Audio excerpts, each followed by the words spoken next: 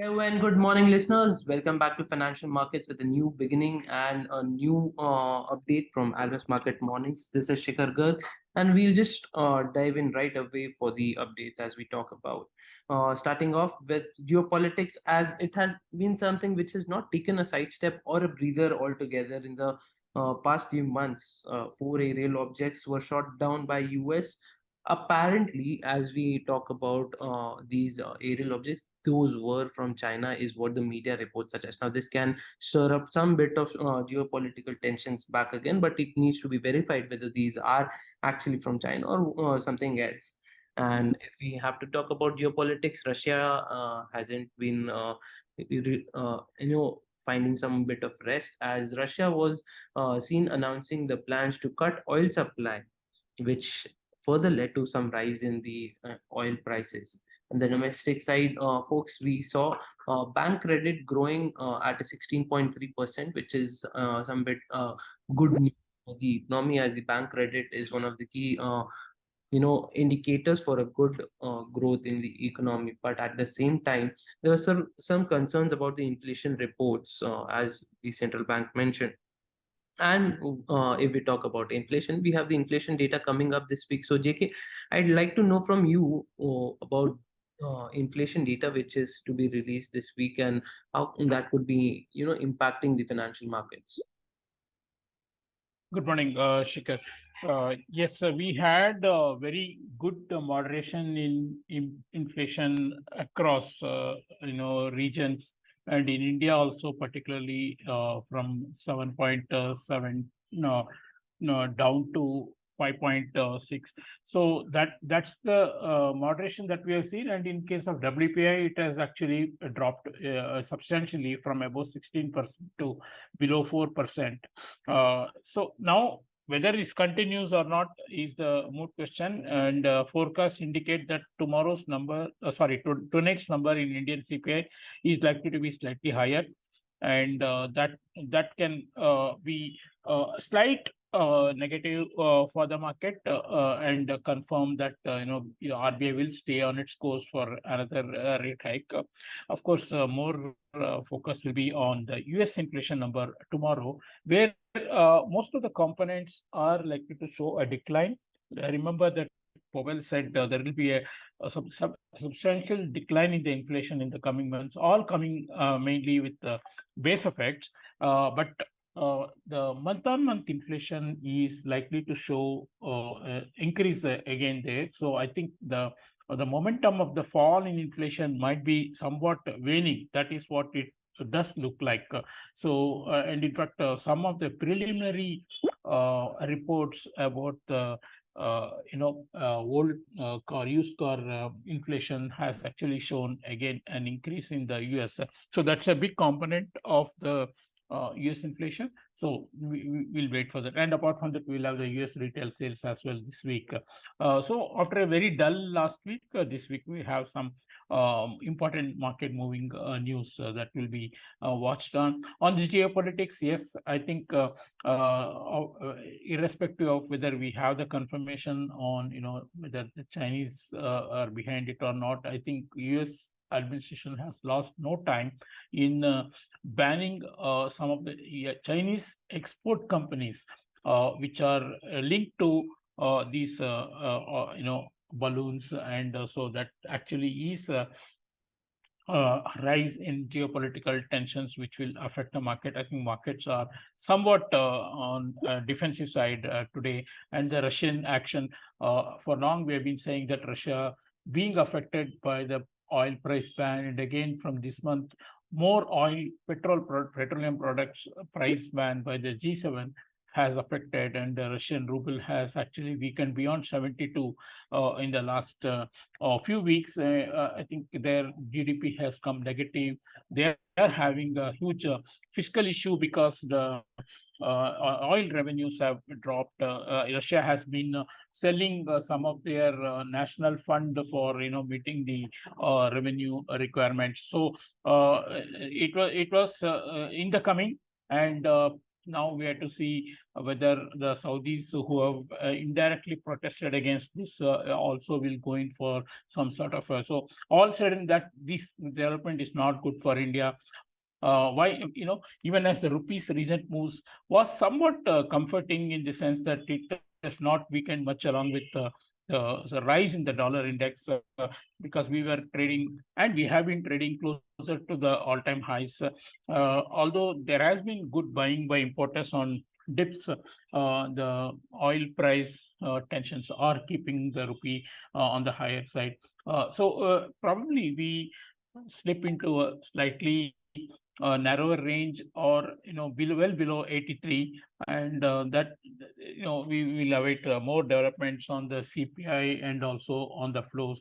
Yes, if we do get a lower number on the CPI, with some actually, I read some research houses actually pointing to the fact that the sharp drop in WPI in the last 9 months may eventually be getting into its influence on the retail prices as well. And if that is so, then we may see actually CPI dropping even more than expected. That will be good news for the bond market in India.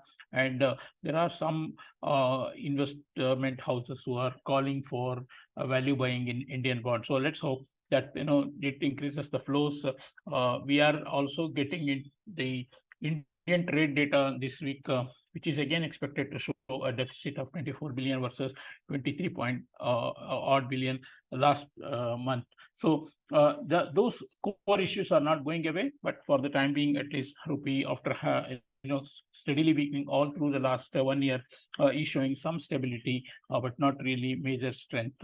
On the data side from US and the Europe, if you compare, there has been a change of scene in US data on employment, which came, stunningly high, and then the ISM turning very strong.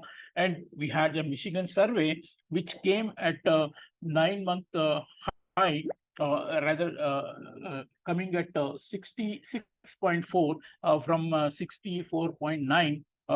Actually, this is a 13-month high, and even the inflation expectations for 5 year has remained steady, whereas the 1 year inflation expectations have actually slightly gone up. All these things have supported the USD. On the other side, Eurozone retail sales and the German industrial production numbers have come weaker.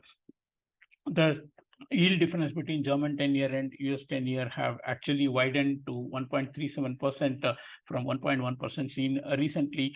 So dollar has got very good support from the data, and also the market pricing, which is now showing 5.153 as the Fed funds rate in July, and only a moderate fall after November in the Fed funds rate. And before this week, the rates were seen much lower and suggested a Fed rate cut later in the year. All these developments have actually supported the dollar, which has seen good movement against the euro, and also GBP also has at last caught up, although GBP remained slightly well supported against the euro, with its own data coming somewhat neutral. And not surprisingly, the higher yields pressured the equity, particularly the Nasdaq, which is very sensitive to rate movements. And we are actually seeing profit taking across markets, and in particular, European stocks have fallen nearly 3% from the recent peak, possibly indicating that the euro has been retreating too, with the flows from investors into Europe were taking a backseat now. The euro fell despite ECB's Schnabel saying that ECB rates must rise significantly, and possibly indicating a rate hike of 0.5% in March as well as May, which is departure from what Lagarde has indicated in her speech post the last meeting. Yen, of course, had its own share of volatility, moving between 129.80 and 131.70 after Nikkei newspaper indicated government may be narrowing on Mr. Kazuo Ueda, who may be a much more moderate Dow, but the move got swiftly reversed to the higher end of the range on the belief that irrespective of who comes at the helm, the change in their monetary policy will be gradual, and in the meantime, yen will take cues from the higher yield in the US. The policy view of Mr. Ueda, who is possibly the front runner now differs from the current incumbent, but possibly disruptive change in the policy, and hence the move in yen will not be seen immediately. So the oil price disruption is on the radar again, as I said, with Russia cutting the production. And another factor that is coming into play is Colombia also wants to decouple its economy from the fossil fuels, and they have banned new exploration permits for fossil fuels in their country, and this could eventually lead to supply disruption or reduced supply for the oil market. And we are also hearing some issues in Nigeria, where there is an election due and the economy is not doing well, and the prices having fallen so much, Nigeria also might resort to some sort of production cut and try to push the market prices higher. So all in all, oil making is headlines, and geopolitics is also on the forefront once again, trying to come to the forefront once again. And as we enter the new week, dollar does look strong, and rupee stable, and possibly risk assets somewhat vulnerable for more setback. Thank you.